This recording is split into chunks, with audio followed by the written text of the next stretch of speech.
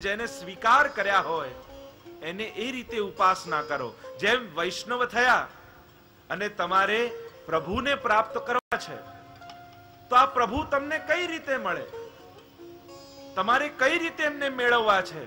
ભક્તિ પણ 84 પ્રકારની છે. આપણે ભલે એમ કહીએ કે અમે ભક્તિ કરીએ છીએ, પણ તમને ખબર છે તમારી ભક્તિ કયા પ્રકારની છે? 84 ટાઈપની ભક્તિ છે. એમાંથી તમારી ભક્તિ કઈ? ઘણા કે હે આટલા પ્રકારની કઈ ભક્તિ છે આપણને જ્ઞાન નથી હોતું. ભક્તિ કરવી છે પણ કેવી? નારદજી જેવી, વ્યાસજી જેવી, સુખદેવજી જેવી, યશોદા જેવી કે ગોપી જેવી? કોના જેવી ભક્તિ કરવી છે? નારદજીને પૂછો તો એમ જ કે યથા વ્રજ ગોપિકા નામ. મહાપ્રભુજીને પૂછો તો ગોપિકા નામ ગુરુ પ્રોક્તા. ગોપીજનો જેવી ભક્તિ અને ગોપીજનો જેવી ભક્તિ એ જ પુષ્ટિ ભક્તિ. ભાગવતી ભક્તિ એ જ પુષ્ટિ ભક્તિ. તો આમ ભિન્નતા એ વ્યવસ્થા છે, ભેદ નથી, ભાગલા નથી. આપણી અણસમજણ છે કે વિવિધતાને આપણે ભાગલા રૂપે જોઈએ છે, પણ એ ભાગલા નથી, એ પ્રભુની વ્યવસ્થા છે. એ વિસર્ગ લીલા સૃષ્ટિ કયા સ્થાન પર ટકી રહે છે, કઈ રીતે ટકે છે, સ્થિતિ લીલા. સૃષ્ટિનું પુષ્ટ કોણ કરી રાખે છે? આ સૃષ્ટિને પોષણ લીલા. વાસનાઓ કેવી હોય છે? એ ઉતી લીલા. કાળના વિભાગ કઈ રીતે થાય? એ મનવંતર લીલા. ભક્તોના જીવન કેવા હોય? ઈશાનું કથા લીલા. ભગવાનમાં જીવનો નિરોધ કઈ રીતે થાય? પોતાની વૃત્તિ ભગવાનમાં કઈ રીતે લાગી જાય? નિરોધ લીલા. મુક્તિ શું છે એ જાણવાની જિજ્ઞાસા, મુક્તિ લીલા. એકાદશ સ્કંદ અને બધાના અધિષ્ઠાન પરમાત્માનું આશ્રય સ્વરૂપ શું છે અને એમનું આશ્રય કેમ સિદ્ધ થાય? એ 12મો સ્કંદ આશ્રય લીલા. આવો દ્વિતીય સ્કંદને સમાપ્ત કરીએ. બોલીએ કૃષ્ણ કનૈયા લાલ કી, શ્રી ગોવર્ધન નાથ કી જય. આ 10 લીલાઓ ત્રીજા સ્કંદ થી લઈ 12મા સ્કંદ સુધી છે. તૃતીય સ્કંદ સર્ગ લીલા. સર્જનમ સર્ગ.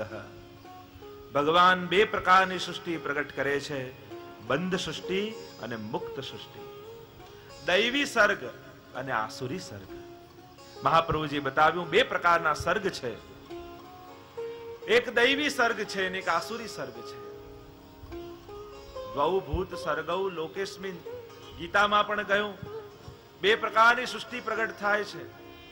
એક વસ્તુ યાદ રાખજો, ક્યારે આખી દુનિયા ધાર્મિક નહીં થઈ જાય, સારી નહીં થઈ જાય, અને ક્યારે આખી દુનિયા બગડી જવાની પણ નથી.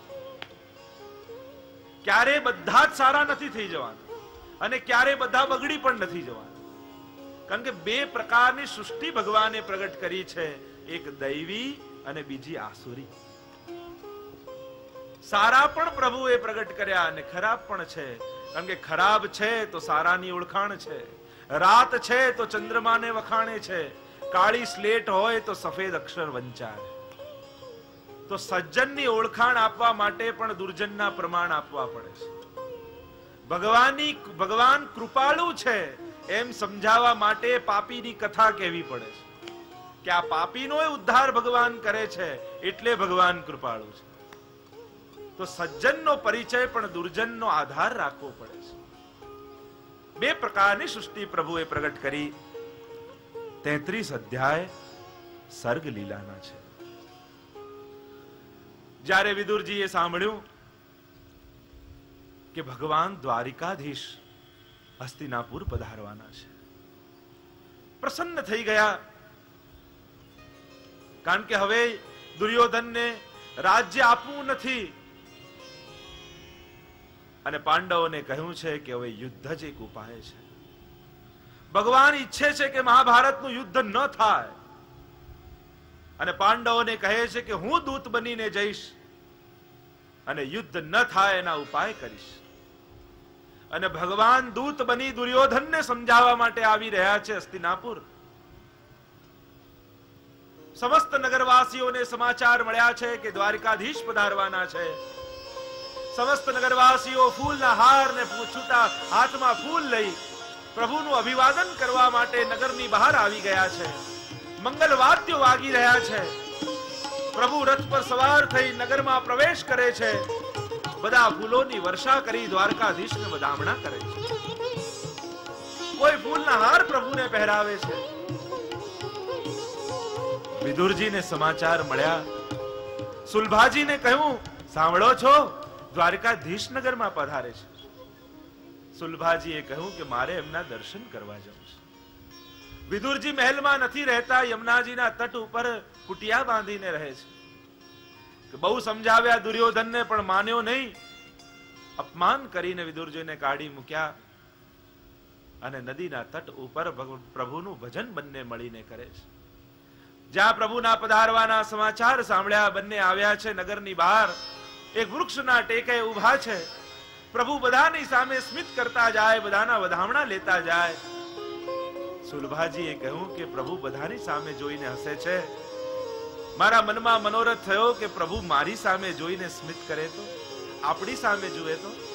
અને જ્યાં બોલ્યા જ ત્યાં તો ઠાકોરજી સામે જોયું. કહ્યું, કાકાજી નમસ્કાર.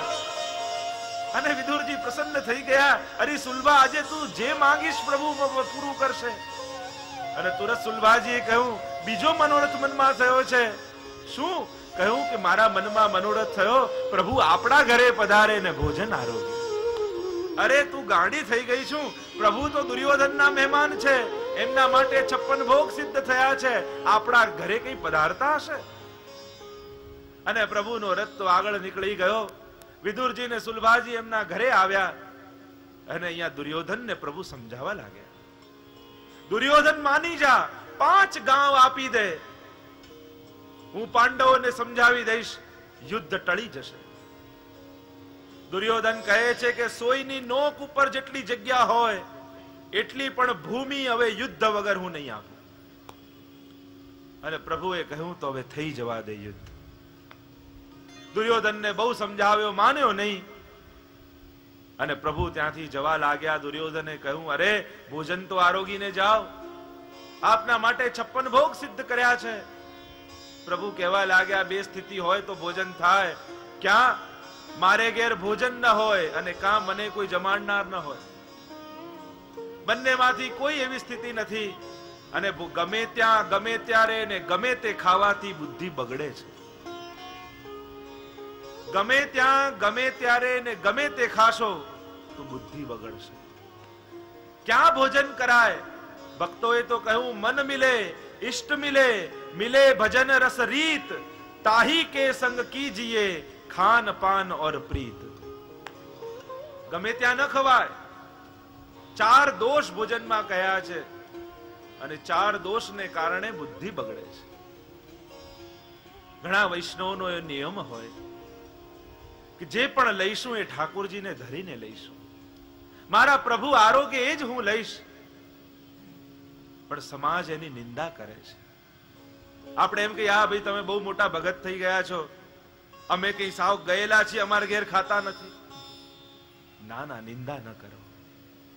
જેને આટલો સુંદર નિયમ લીધો છે કે ઠાકોરજીને ધરીને લેવું, જો આપણે ધર્મ ન કરી શકીએ તો વાંધો નહીં, પણ જે કરતા હોય એની નિંદા તો ન કરીએ. કોઈને નીચા બતાવવા માટે નથી કે તમારે ત્યાં નથી ખાતા, પણ એક વૈષ્ણવનો નિયમ છે કે મારા પ્રભુને જે ન ધરું એ હું ન લઉં, મારા ઠાકોરજીને આરોગાવીને લઉં. એક સુંદર વિચાર છે, એક એની સાધના છે. આપણે એવા જીવોની ટીકા ન કરીએ.